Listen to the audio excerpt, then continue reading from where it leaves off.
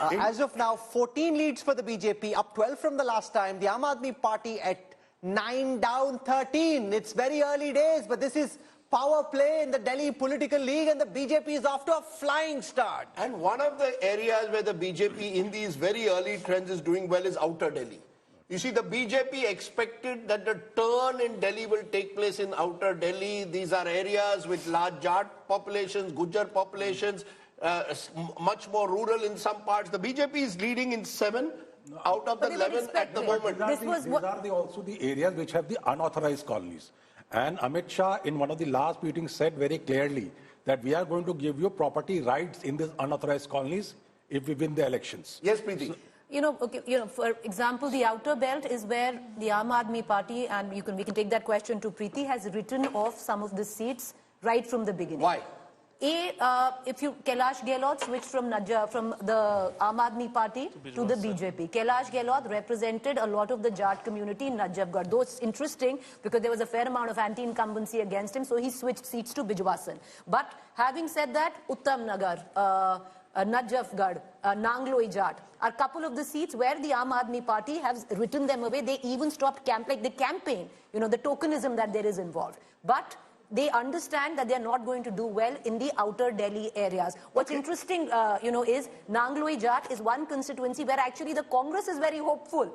Badli, Nangloi Jat, outer Delhi again, where the Congress is hopeful, maybe not winning, but making a sizable dent. Let's kickstart the election intelligence dashboard. This is the most powerful analytics tool in news television. We'll give you a sense of where these initial leads are coming from. I'd look at the AAP's gains and losses at this moment. The AAP is 3 seats down in New Delhi in comparison with its tally from the last time in Northwest Delhi.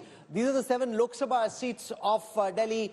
They're down 5 seats in South Delhi, they're down 1 in West Delhi, they're down 1 in Chandni Chowk. So there, except for Northeast Delhi, the Aam Aadmi Party losing seats, just in terms of initial trends on all the seats. If you look at the gains for the BJP, at this moment, the BJP is picking up seats majorly in Northwest Delhi. They're picking up 1 seat in South Delhi, 1 in West Delhi, 3 in New Delhi, 2 in East Delhi, and 1 seat in Chandni Chowk. So apart from Northeast Delhi, they're in the positive on all the other 6 seats of the national capital. Rajdeep?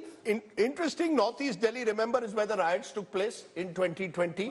So it's interesting. And remember, the BJP, 3 of their 7 candidates that they had won last time were from, 8 candidates were from Northeast Delhi. They will expect to do well in Northeast Delhi and East Delhi. A lot of, a major wave for the BJP always would have started from the Eastern Delhi, all the Purvanchali belt. My take on this, yes, one by one, yes. Yeah, my take on this is different. You see, last time out of the 8 seats that you won, 6 came from East Delhi and Northeast Delhi and yes. Badarpur, of course.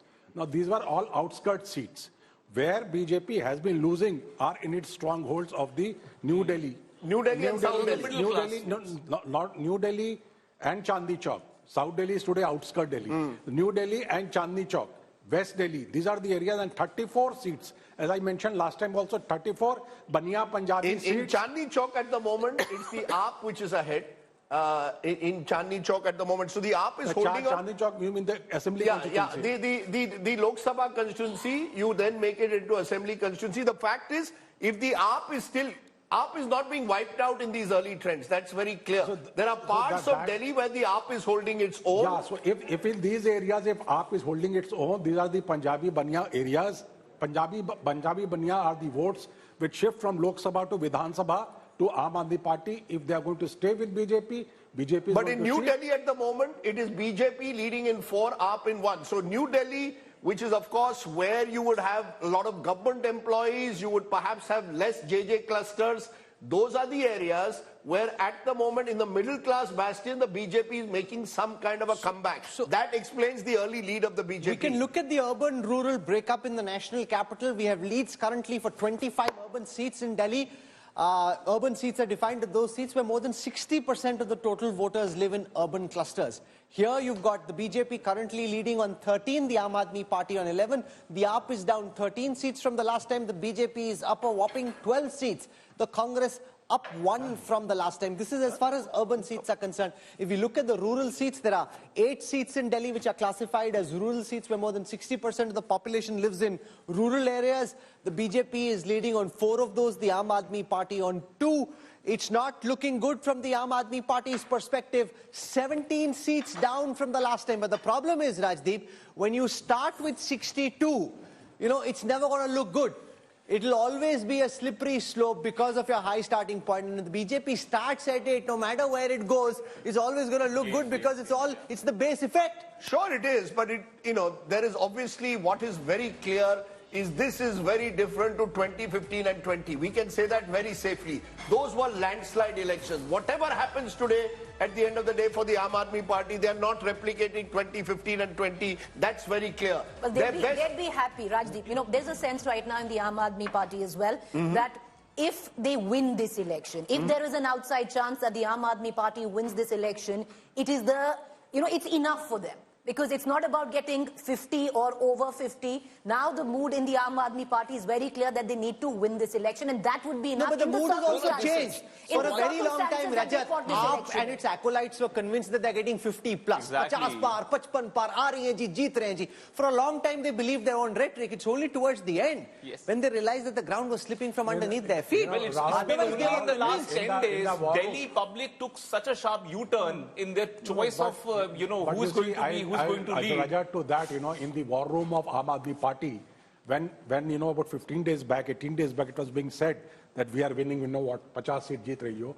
At that point of time, Arvind Kejriwal had cautioned his people and said कि BJP last 10 days में अपने चुनाव को उठाती है, हरियाणा में देखता, they factored it in, and as expectedly BJP ने अपने last 10 days week. But क्या factor in किया? What have they factored in? See, they made blunders and blunders in their strategy. They couldn't even hold their MLA. See, every MLA, even if they didn't get the tickets, still had a sway over 2,000, 3,000 votes. They allowed them to walk away. There are a lot of mistakes, Rajat, that the Aam Aadmi Party's campaign made, but they did factor in that in the final lap, in the last 6 days, something will come, right? Now, you have to give it to Arvind Kejriwal, even though it was theatrics with what many would suggest, but he came out and he appealed to the middle class. So he said, I met a Kattar BJP Samarthak. When he appealed to the middle class. So they factored in that the an important lead at the moment. Important lead, Kapil Mishra leading from Karawal Nagar. Remember, Kapil Mishra, controversial, contentious, was once an Aam Aadmi Party leader. From Karawal Nagar. Yeah, so I know. 2015, won on a ticket and from Karawal Aam Aadmi Nagar Party. is also part of the areas where, remember, you had in 2020 the rioting that took place. The AIMIM has also put up a candidate who's in jail at the moment in Tahir Hussain. So Karawal Nagar to be looked at closely. Also, Maninder Singh Sirsa is leading at the moment in Rajouri Garden. Among all the leaders, does the BJP want to play the Sikh card in Delhi if they win big this time? Because you want to send a message to Punjab. At the moment, all the heavyweights, local candidates of the BJP are doing well. All the heavyweight candidates of the Aam Aadmi Party are not doing well. Despite that, the AAP is at 15 and the BJP at 19. So it's a lot of the local level candidates of AAP who seem to be doing reasonably well, even if their top leaders are losing. BJP doesn't have enough number of leaders who have done groundwork consistently. You tell me something. Before, of course, with what you said, that sharp turnaround that came in with the Delhi voter, with what you assume, was the BJP confident on even putting up a fight on more than 50 seats? Because I thought, while there is an understanding within the Aam Aadmi Party that they were strong on, say, this time only on, say, 20 odd seats. But the BJP, I would reckon, came from a point of view that they didn't have candidates more than 50 seats. Okay, there are 20 seats that the BJP has never won in 25 years. That's a factor. Two important leaders of AAP who are leading at the moment, Satyendra Jain leading from Shakur Basti and Saurabh Bhardwaj leading from Greater Kailash. That's where I vote, Greater Kailash. Saurabh Bhardwaj is leading there at the moment.